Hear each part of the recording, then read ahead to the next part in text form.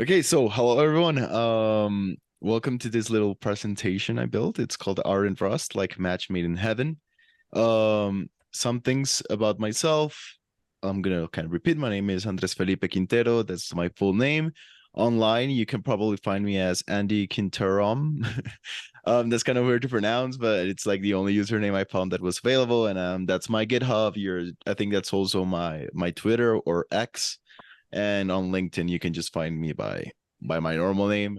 I'm from Cali, Colombia. I currently work at Expantia. I've been working with R daily for over 6 years, every single day. And I've been working with Rust daily for about 2 years. So a little bit less, but I've had my fair share of experience. I've worked mainly in deploying big data pipelines in multiple companies. Um, Again, I've been doing it in R and with R and Rust and in plain Rust. So I have experience using both languages in data transformation, CTLs, and building different data warehouse architectures. And I love learning and teaching. So that's kind of a little bit about me, but let's stop talking about me. Let's start talking about kind of what I'm going to talk about. So first, it's how R and Rust complement each other. Before going into that, I'm going to show like some little things about Rust, but mainly those are the three topics: how R and Rust complement each other, building high performance R packages with Rust, and R and Rust in a microservice architecture. So before getting started, let's talk about how Rust and R are similar. First, mutability. As you can see here, if you come from R and you start writing Rust, you're probably going to find the default mutability behavior very similar. Here we have a function. The left side is, of course, R, and the right side is, of course, Rust. If we define a function try mutate and we pass an X, and we redefine X as 2 inside the function, and we try to pass in a value, we're going to see it doesn't get really mutated. It just stays as 1. Because in R, we have scoped mutability, and that's kind of the same thing we have in Rust. In Rust, it works a little bit different, but semantically, it's very, very similar. As you can see on the right, we have a function, try mutate, and we do the exact same, let x equals 2. If we do let x equals 1, and inside we try to mutate, again, we're going to get the exact same result. This would probably be different in many other languages, but just know in R and Rust, it's kind of the same. Also, functional programming patterns. This is both R and Rust code, and this we could say it's literally 1-to-1. On the left, we have a vector from 0 to 10. We do a map on it, in this case, a map integer, and we just add 1 to each one of the elements, and then we sum it. And on the right, we have the same thing. We have a vector from 0 to 10. We map through it, we add 1, and then we sum it. The only difference is where we kind of tell it what to sum. So in R, we do it with the map int inside the per package, and inside Rust, we tell it at the sum level, because Rust kind of does some type inference, and you kind of only need it at the end in this case. In R, we need it on every single step. So in this case, during the map. But this is very much translatable 1-to-1. Also, polymorphism. This is a little bit more of an advanced topic, but if you worked with R on an advanced level, you've probably touched S3. S3 is like the most common way to do polymorphism in R. So on the left-hand side, we have a poly function, and we call use method my poly function. So this is how you invoke an S3 method in R. And then we have to define that function for every single type that we want to apply it to. So for a double, for an integer, for a character. In this case, if the value is a double, we just square it. If the value is an integer, we cube it. And if it's a character, we paste it to itself. So we kind of like just join it. Why would you do this? I don't know. This case specifically is not applicable to the real world, but this is how you do S3 methods. In Rust, on the other hand, you define traits, which I would say is kind of the equivalent. So here we're defining a trait that has a poly function that returns a value of itself. So in this case, we do kind of the same thing we do in R. So we apply it to different things. In this case, in the equivalent of a double in Rust is an F64. So here we do function, my poly function that returns an F64. We take self and we throw it to the power of 2. For an integer, we do the same, but to a power of 3, so we can cube it. And for a string, we just paste it to itself. So as you can see, the concepts are not really that different if you get to see it side by side. Also, in Rust and R, both functions are first-class citizens. This is something that a lot of programming languages do not support. Here on the left, we have R code. We have a vector, an array of functions, where we have a function that adds 1, a function that adds 2, and a function that adds 3 to a variable x. Then we can take our functions, we can map them and throw .x1. So we apply the first function, the second function, the third function to 1. And then we reduce the values by adding all of the elements.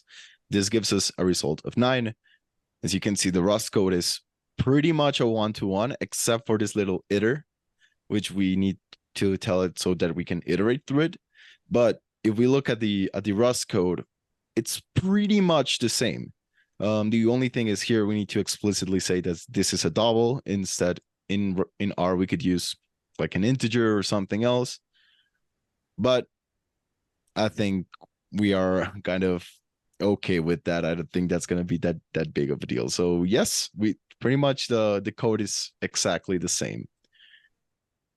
And there are many, many more examples on how they are similar. Again, I could stay here for a couple hours showing just similarities, but I think these examples kind of show they are, if you go to the bottom of it, both languages are not that different on a high level, of course. So now let's go into how they actually complement each other. So as we saw, R and Rust have like this little intersection that is very, very similar, but that's not where they both shine. So where they shine is Rust has a lot of structure, right? Rust requires you to be really explicit about everything you do, and everything you do is mathematically guaranteed to be correct. On the other side, on R, we can pretty much do whatever we want. We don't have many limitations. If we want to pass a character to a function that is supposed to have a double, we can. It's going to probably try to coerce it and do an internal as numeric or as double, but you can pass it on whatever you want. So it's very dynamic.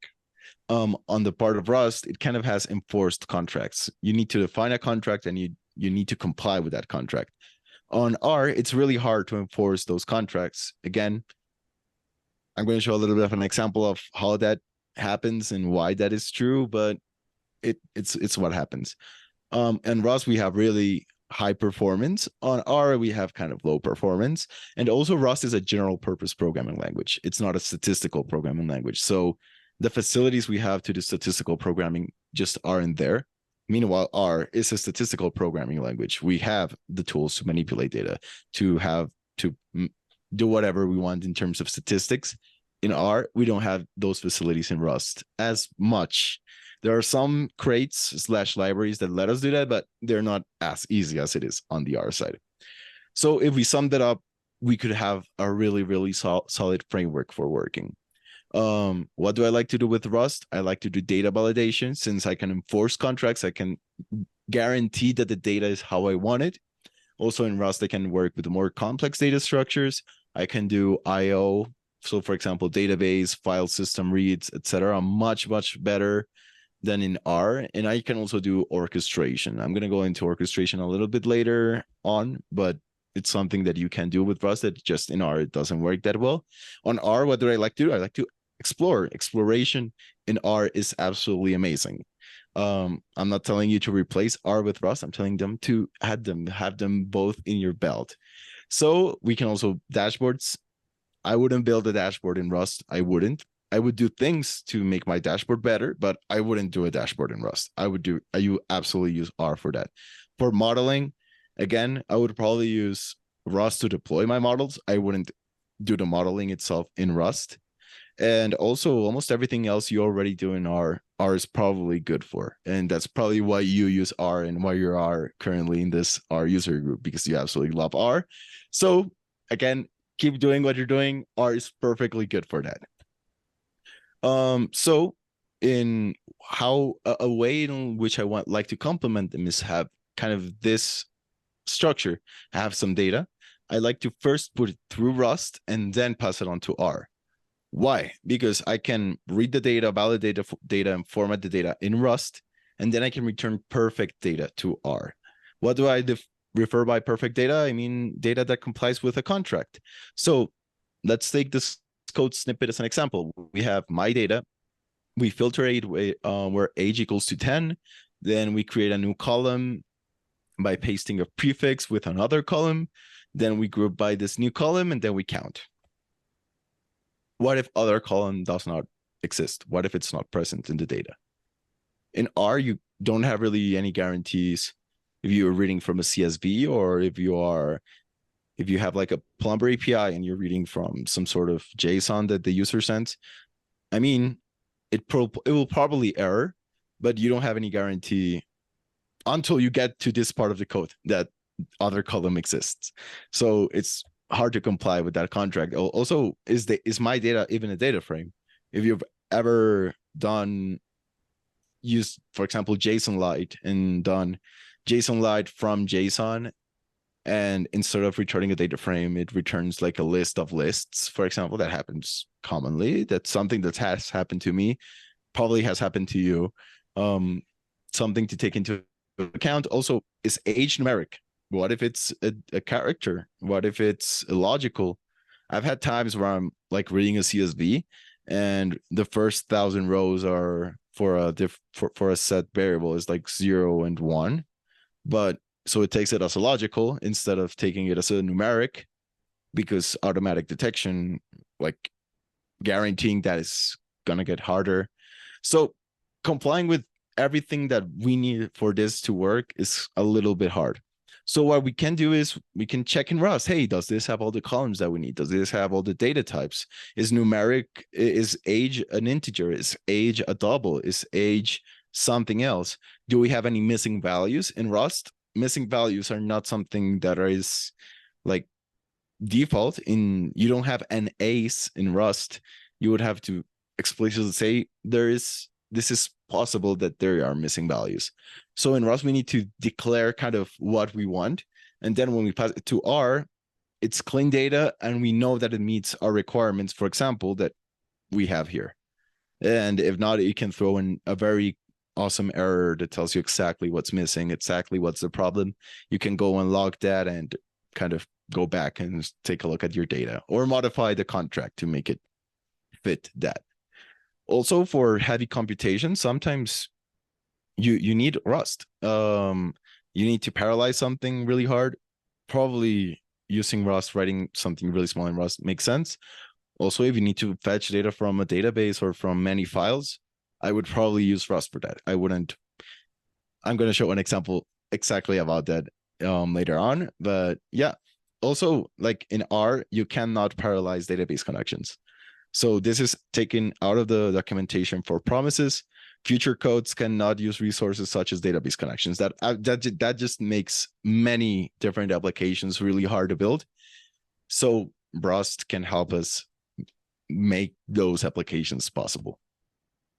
Another way of using Rust is having a little Rust part inside your R code.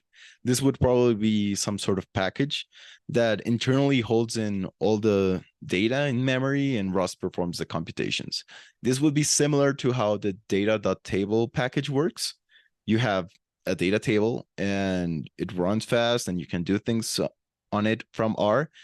But behind the scenes, then there's a bunch of C and C++ code that makes it all run perfectly, and some in-memory representations inside the C++ inside the C++ code. So that's another kind of use case. And the final use case, in my opinion, would be orchestrating. So let's say we have different R processes, and we need to load balance them. We need to pull different computations on them. We need to do data queues. So if we're having a bunch of throughput, how can we break that into chunks that R can manage better without stalling. We could also do caching if we need to cache a graph or cache a response from an API. Rust would probably be the better solution for that. So an example is Faucet. Faucet is a little reverse proxy I built. I have some plans in mind. I haven't gotten to it, but the plan of this is, hey, this is gonna make Plumber APIs more parallel and work in its optimal way.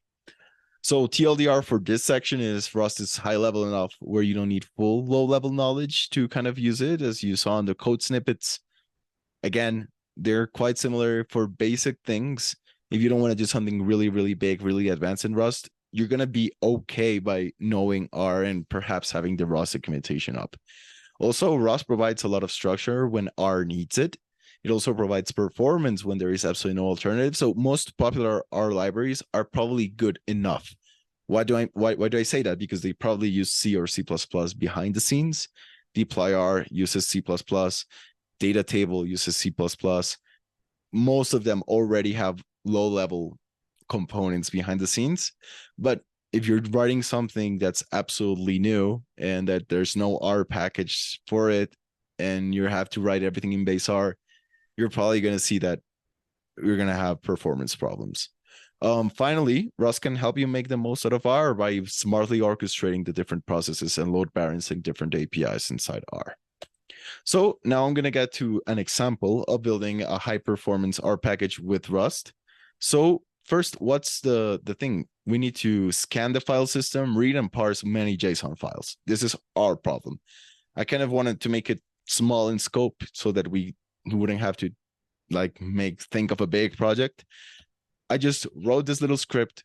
This script creates a directory called JSON files, and it creates 100,000 different JSON files with this content, a value key, and whatever number the index is. So since I think we can do this here, let's actually write this. Let's go through it. So I'm gonna create JSONs.sh. I'm gonna paste the code here. As you can see, we create the directory and we create 100,000 JSON files. So now if we sh create JSONs, we should have JSON files, and if we ls JSON files, I think we would have to do rmrf. We'd have to do it with bash. Okay, awesome. Now it's actually creating the 100,000. Awesome. If we ls JSON files, we're gonna have 100,000 JSONs. Cool. So our issue is, how are we gonna read this into R? Okay. So let me present here again. Approach number one: bring JSONLite, bring per, list the files, and kind of do values, JSON files, go through every single one of them, read it, and then map the double. This, on the benchmark I did for the presentation, took 9 seconds, but we can copy this and do nvim test1.r, paste it over here, R script test1.r. Let's see how long it takes to read the 100,000 JSON files and doing a sum of them. I'm expecting about 10 seconds. Perhaps if I'm sharing my screen, it's going to be... Okay, it was 11 seconds. So this R code took 11 seconds. Again, it's not too bad, but imagine a Shiny app. You don't want your Shiny app to be waiting 11 seconds for any single one thing. So 11 seconds, cool. How can we make it a little bit faster? We can parallelize our code, right? If you've used fur in futures, we can take this and copy it. We can do nvim test2.r, paste it over here. And here we're going to be doing basically the exact same thing, but instead of using a map, we're going to do a future map where we're going to do it in parallel. If we did this, we should make this absolutely faster. As you can see, this repeated a bunch of times. Why? Because it's spawning different R processes. That's a little bit of a disadvantage. So we saw 4 seconds. So from 11 seconds to 4 seconds, we saw quite an increase in speed. But again, I have 16 cores on this machine. So we are doing heavy parallelization here. a benefit of about 2x is I wouldn't think it's worth it, in my opinion. To have 16 times the amount of processing power, but only a 2x increase in velocity. But that's okay. So what's our third approach? Let's create a package that uses Rust to do all of that, to read the file system, to take the JSONs and do all of that. So we're gonna do this by starting. I'm gonna go into R and I'm gonna use this to create create package, and I'm gonna call it exactly the same as I did on the presentation. So fast JSON, enter. This created a package. This should be very familiar to most R users. So I'm gonna cd into fast JSON, and now I'm gonna use this little cool library called R extender. And this is, if we use here use extender, what this is gonna do is this is gonna bootstrap our package into having available Rust bindings. So now this created the source directory and a bunch of other files that we don't need to touch, but we basically now have our lib.rs, which means we can write Rust code now. Cool. So I'm going to cd into source/Rust. And since Rust is such a cool language, we actually have a package manager. We don't need to kind of go ahead and copy different files and header files and whatever. We can just do cargo add and add our different dependencies. So we're going to need two dependencies here. Cerdy, which is serialize and deserialize. So cerdy, that's probably how you pronounce it, with the derive option enabled. This will make our lives a little bit easier. And also cerdy JSON, which allows us to use cerdy to read and write different JSON. Amazing. So let's copy this and let's paste it here. As you can see, it added both dependencies. We now have both packages available in our Rust project. Awesome. So now I'm gonna go into the source/lib file, and this is the basic code that our extendr uses and kind of gives us. This gives us a hello world function that lets us just call hello world, but this is not really what we want. So let's write our own function. I'm gonna go ahead and bring in something. So here, instead of using library, you use. So I'm gonna use standard. So this is from the standard library, fs for file system, and read to string. So read to string basically reads a file, saves it to a string. That's pretty self-explanatory. Awesome. I'm going to change this hello world function to, I named it here, read and extract JSON values. So let's copy this. Awesome. And we're going to take in an argument. We're going to call it files. And files, what is it going to be? It's probably going to be a vector of strings. I think that's pretty easy to understand. It's a vector of strings. We have many strings. That's going to be the file path to our different files. We're also going to define how our JSON looks. So struct, here I called it JSON data. And as we can remember, we have a single value, and this value is a floating point number, so a double. So this is how our JSON looks. We're going to do derive, and we're going to do cerdy deserialize. This is going to allow us to read the JSON and deserialize it into our data. Amazing. And what are we going to do in return? So here in our function, we return a vector of doubles. So what we're going to be kind of translating from our R code is this whole process, right? Reading the JSON and passing it to a vector of doubles. Amazing. So let's do here a vector of floating point 64 bits. Awesome.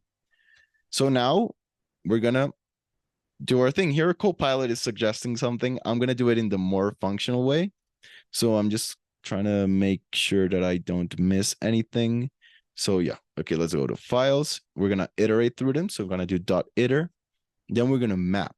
And we're going to take the file path, because that's what it is. And we're going to read to string. We're going to pass in the file path to read it, and then unwrap it just in case this errors out. So as you can see here, on the next iteration of map, instead of having a file path, we're going to have a string. So there's going to be the JSON string. And here we're going to do cerdy JSON. We're going to do from stir, and turn it into a JSON data. And we're going to pass it the JSON string that unwrap. I think that's exactly how you would do it. Awesome.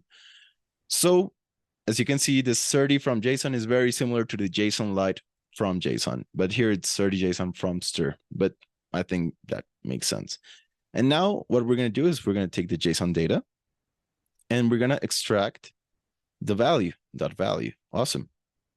And now we're going to collect it. And this should work, right? It's very functional. It's very similar to what we did with per. If we look at what we did with per over here in our first approach, we're doing pretty much the exact same thing. The only thing is that in per, we kind of skipped a step so that we didn't have to do double the iterations. But the reason why we can do this in R and we don't have to do it in Rust is because here we are not iterating through the whole values 3 times. It's just one iteration because Rust uses lazy loading. It inlines everything and it makes it one iteration. So that's pretty cool. A little performance optimization, but that's kind of it. Cool. So now we defined our function. We're going to go into our here and we're going to export our read and extract JSON values. Amazing. Awesome. Now what can we do? We can go back into the root of our little library and we can call our extender document. This is going to document our functions. It's going to compile our Rust code. It's going to create some wrappers so that we can call that function from R. Awesome. If we take a look at r/extender wrappers, here we can see here's our read and extract JSON values. Awesome. So now let's install the package. Let's do rcmd install dot, right? It's gonna install our package. And now we should have a package called fastJSON in our computer. Amazing. So let's create here and vim test3.r. And I'm just gonna copy the code from the presentation. We basically need to do this, right? So we call our fastJSON library. We list the files and we do file path so that we can add the path and we pass it on to our read and extract JSON values. I think it is clear that this is gonna yield the exact same results. So if we do our script test3.r, now it took 500 milliseconds. So remember the original R code without parallelization took 11 seconds. The R code with parallelization took 4 seconds, I believe. And now this one takes only 500 milliseconds. So that's a very big improvement. So I think that's kind of goes to show how easy it is to build R packages with Rust. But let's go into our fourth approach. We actually have a fourth approach. So in our fourth approach, we're going to add rayon. So what is rayon? Rayon basically is the fur of Rust. So what it's going to allow us to do is parallelize what is already fast. We're going to make it even faster. So let's go back into our fastJSON folder where we have our little package. And let's go to source/Rust and let's add rayon. So cargo add rayon. Amazing. It added rayon. I'm going to go back into our live.rs. And the only thing we need to do is instead of calling iter, we're going to call par iter. And we need to call here use rayon prelude star. Awesome. So now the only difference is instead of calling iter, we're going to call par iter. And this is going to make our code automatically parallel, so which is absolutely amazing. So let's go back and let's just do rcmd install dot again. Let's install it again. We don't need to document it again. Our function didn't change. We're only optimizing inside our function. So we don't document, we just install it. Our fastJSON is installed again. And I'm just going to copy test3 into test4. Why? Because we don't need to change our R code. We only changed our library.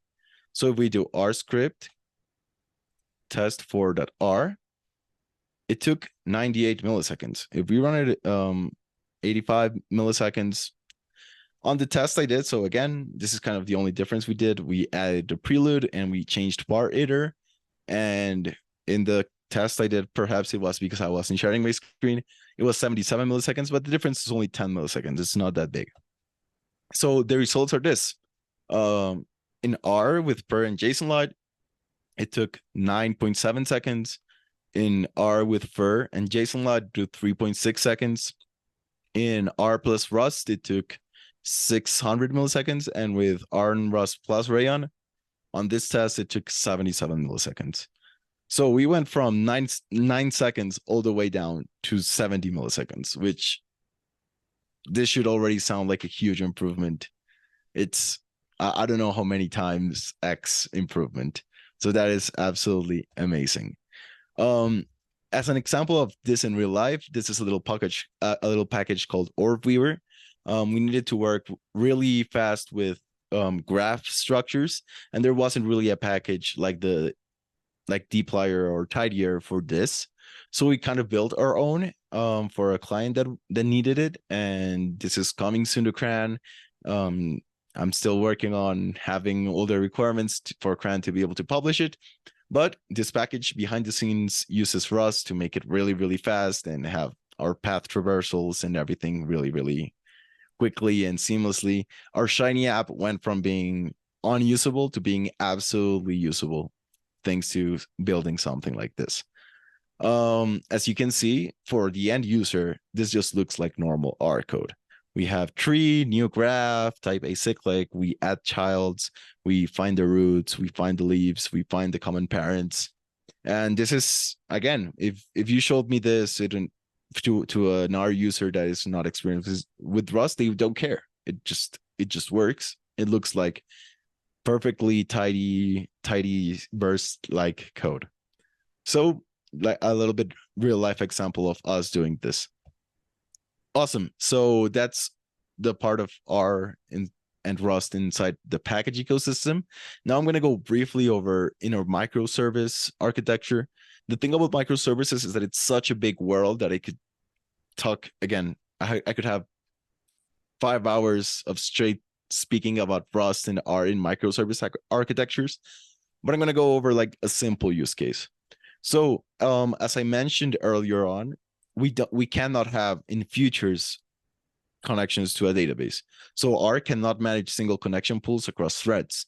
In the case of R, it's not really threads, it's more R processes, but I think we kind of understand. This means that we would have to spawn a connection on every sub process on every call to that sub process. So if we have an API and we want to parallelize it and we need to call a database, every time the user calls on that API, we need to reestablish a connection. This is really expensive. As you can see, the little Postgres SQL elephant has a little sad face because it's crying because it has so many connections.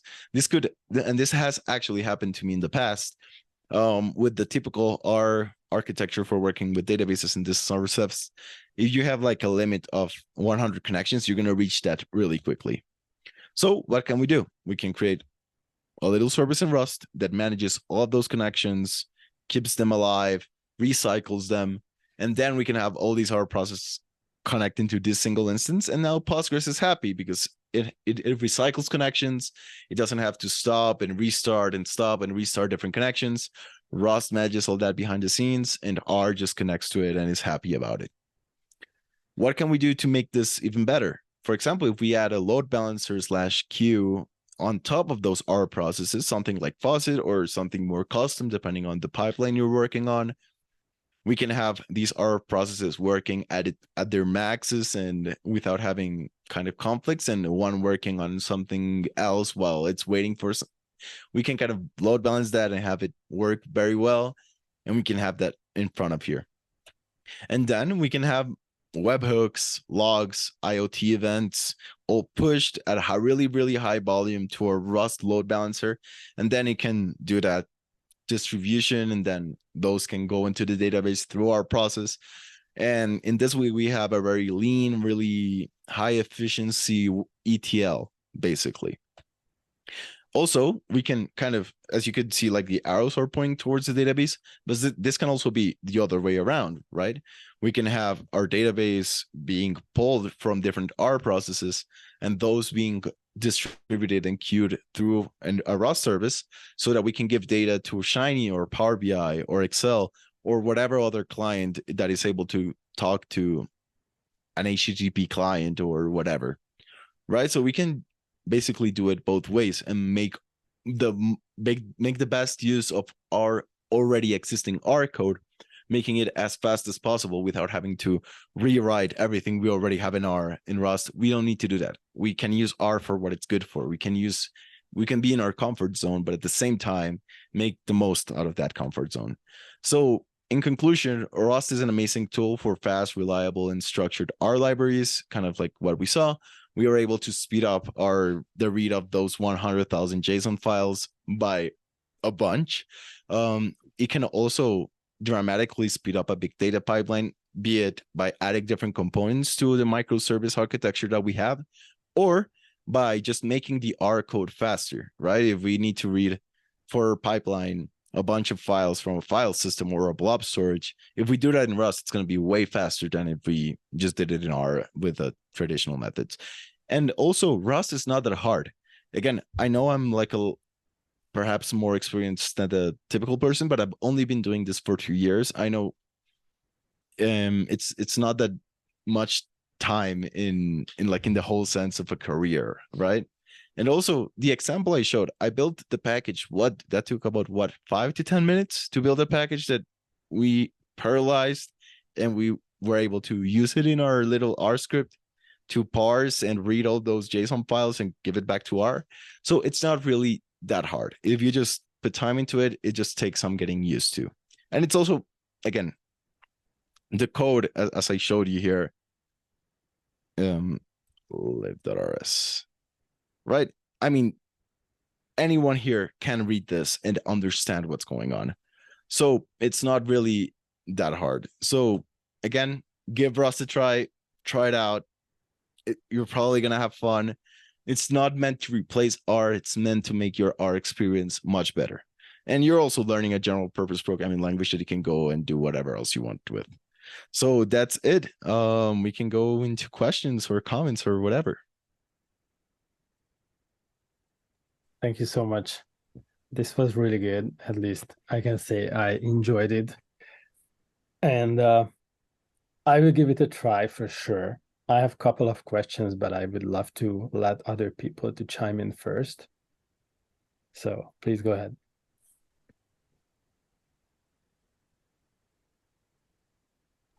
I do have a question. Hi, Ronnie.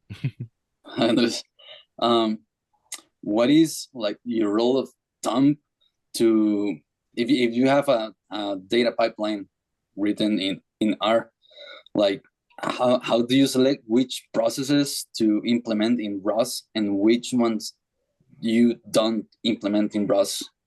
Like, what is your rule of thumb to do that? So you need to understand that, like, you shouldn't do something in Rust just because. You should do it because there's a need for it. So, for example, if we determine that we're taking, and you would need to use profiling tools and probably have good logging, but if you can identify that the bottleneck is database reads, perhaps going the Rust way for database reads makes sense. For example, for the reading 100,000 JSON files, we know R is not good at iterating. Even if you use per, R is not the best at it. So if you need to do something that takes a lot of iterations, and perhaps in those iterations do I/O or some computation, perhaps writing it in Rust makes the most sense. In R, we have kind of like, we always say vectorize, right? If you can, instead of doing a for loop and passing about one value at a time, you can pass in a vector. That's probably how you should do it. Build that vectorization if you need to like iterate, do that vectorization in Rust so that the end user can just do whatever it needs. For example, for our Weaver, the package, we needed to do a lot of profiling to determine that it was needed. And once I came to the conclusion, okay, most of the time was, and it's really crazy, when I built the profiling flame graph, most of the time was in data allocations. So just doing assignments, like the arrow, like the assignment was taking a couple seconds, right? So that's when okay, R is, we needed to do like 1,000 assignments in and like it just, once you profile it and once you understand the pipeline, you probably can find places to optimize. That's kind of, it's nuanced. It's not, there's not a straight answer. You need to understand the specific use case. And also, I mean, if it runs badly, but if the client is happy with it, keep it as it is. If it works, don't break it. But if the client requires, and I'm saying client here, but that client could be the company you work for, or even yourself, right? It doesn't have to be like a client in the sense of like consulting. But if you just want higher performance, or the client needs higher performance, go ahead and look for places where you can optimize. Okay. Thanks. Anybody else have any questions? If not, then I might, or I'll let you think about it. But like even their logos are similar, so it's not a surprise that they have the same R, literally. Yeah, very similar. But my question is, instead of being like all the way functional, can you also do for loops in Rust, for example, if that is just easier to express the logic? Absolutely. I try to do it in the functional sense to make it as familiar to our users, but a lot of the code I write is for loops, right? And if you're a Pythonista, you're probably gonna like doing some for loops instead of doing like pipe, map, whatever. Both work perfectly. Rust is a multi-paradigm programming language in the same way as R is, but again, a loop in Rust is the same as a loop in C++. And it works. The syntax, even for loops, I could show you it, but it's the syntax in R and the Rust syntax for loops is the exact same thing. You have a thing in a vector. That's exactly how you do it in Rust. So for I in whatever, that's exactly how you do it in Rust. That's exactly how you do it in R. But in Rust, I mean, sure, go ahead, use a for loop, use a map, use whatever. It both work perfectly. That's good to hear, because I'm big on for loops, although it is frowned upon, but I still like them when there's basically no difference. Oh, absolutely. I use for loops all the time. Yeah. But if I'm doing a for loop in R, I think, okay, could I be doing this perhaps in something else, or perhaps is there a vectorized version? And sometimes that vectorized version behind the scenes is on in C++ or in C. And if there's absolutely no solution in base R that we can use, or with dplyr or tidyr or data table or whatever, then I go ahead and probably. And I also calculated that multiplier going from the 9 to the 0.077 seconds, and it's 128 times faster, to be exact. Exactly. So orders of magnitude. A couple orders of magnitude, yes. So again, if you're in a Shiny app, for example, you don't 9 seconds. I mean, you could wait 9 seconds for something to load, but you don't want to. You don't want the stakeholder to have to wait to look at whatever they want to look at. And my other question is real simple. Why not Go? Why Rust? Why not Go? Because Rust is easier to embed, right? So Rust is easier to embed because Rust doesn't have a garbage collector, So Rust is more similar to C and C++ than it is to anything else, pretty much. So Go is amazing, absolutely amazing for building web servers. I wouldn't use it for data, for anything data science. Again, if I were building a website, a web server, that I would use Go. Absolutely, Go is amazing for that. But I'm on the more data engineering, data science side, and Rust is just miles ahead of Go in that sense. Like absolutely miles. Also, I mean, in Rust we have structures that you talked about. Yes, and we also don't have a garbage collector, which is really important, because if you're working with a lot of data, you're gonna be building a lot of garbage, right? If you read a data frame and then you filter it, everything that is not filtered is garbage. And then at some moment, another program needs to go and clean up all of that. And that can lead to inconsistent performance. And also, I mean, it was really easy to extend R with Rust. Go ahead and try to do that with Go.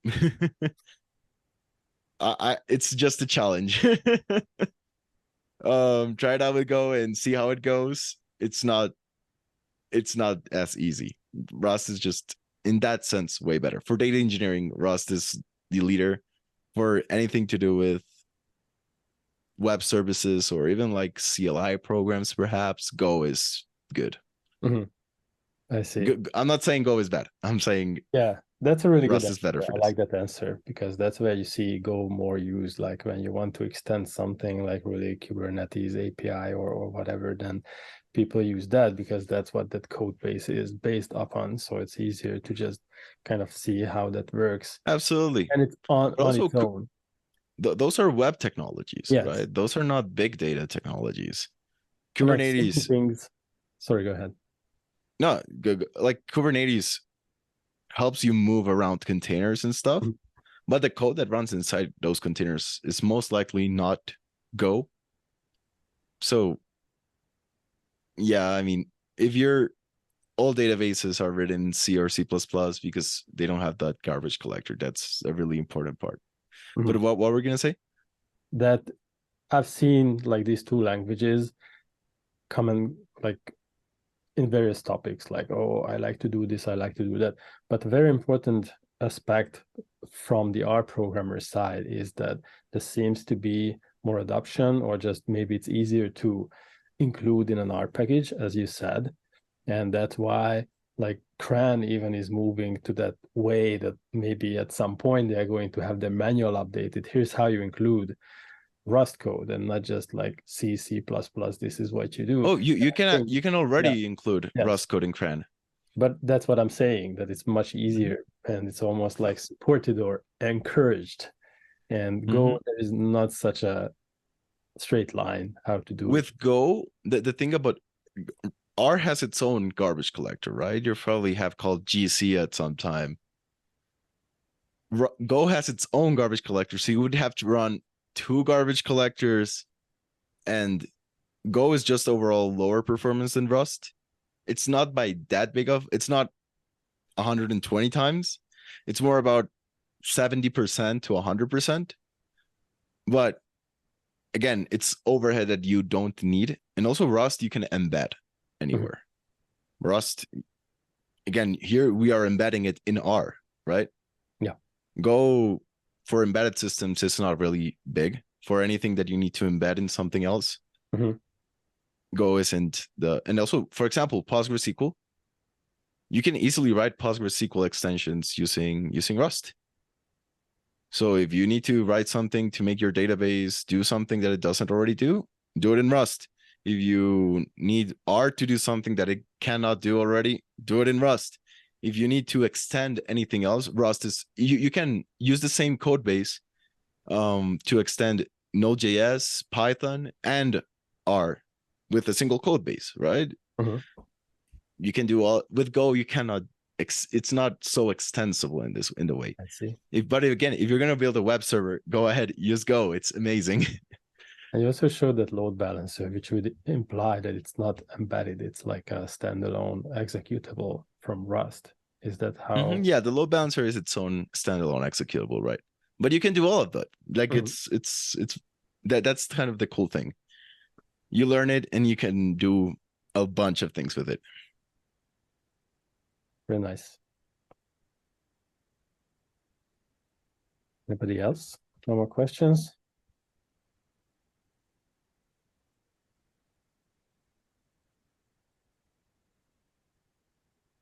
Well, silence means no.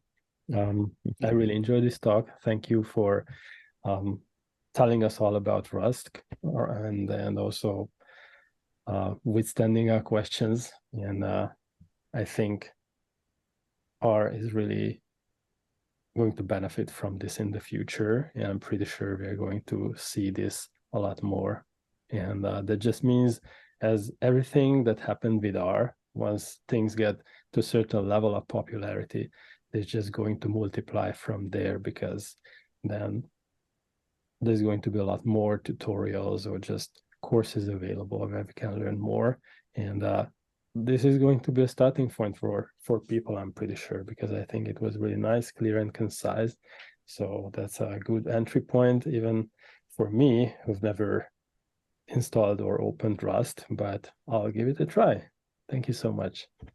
Awesome. The last thing I kind of wanted to say is, for example, if you've heard of Polars, the data frame library, there's bindings for R, there's bindings for Rust, there's bindings for Python, there's bindings for Node.js.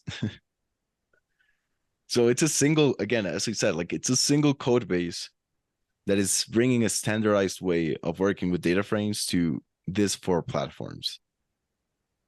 And I think that's like the most amazing thing, right? We're creating a single, you can even run it on the browser. Like you can even run Polars directly on the browser because it's, again, you can compile it to WebAssembly and you can run it, or you can run it with JavaScript directly. So it's, the cool thing is kind of that, right?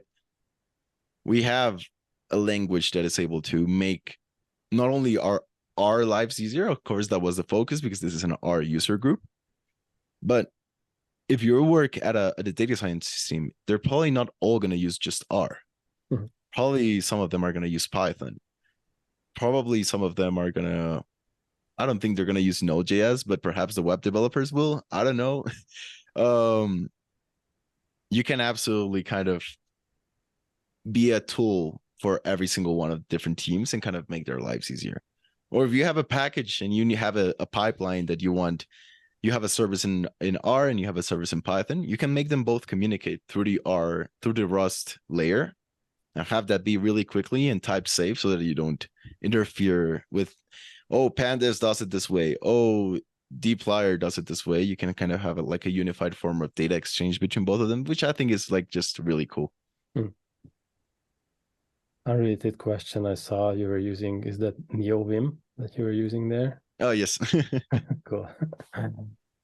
Yeah, that's just kind of like my developer environment. And that's how you Google it, NeoVim. Yeah, you just, it's amazing. The cool thing is it's really portable. It's really minimal. If you have your config files, you can look them up on my GitHub. Again, Andy Quintero, you go to my GitHub. You can download the config I already use, and you can. I just clone that repo on every single machine that I need to work on, and I'm up and ready to work in a minute. So that's kind of like the cool thing.